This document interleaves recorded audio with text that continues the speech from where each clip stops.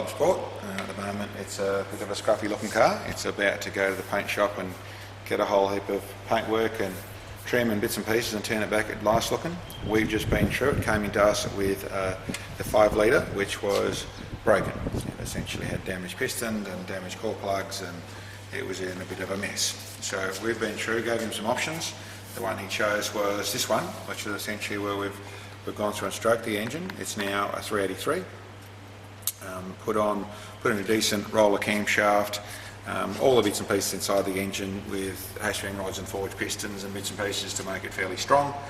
So obviously got the COM manifold. It's actually the standard heads, which we've modified for dual springs and basically bigger roller rockers with the 7/16 studs.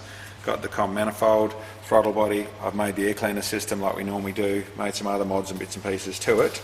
But otherwise this is also still running on basically the standard headers and a 22.5 inch exhaust system.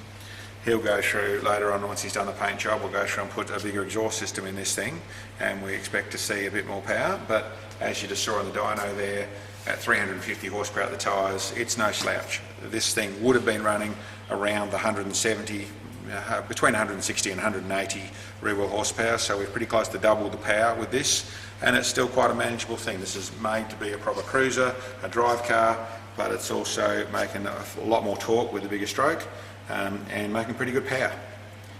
So let's come over to the graph and you can actually see what the graph looks like.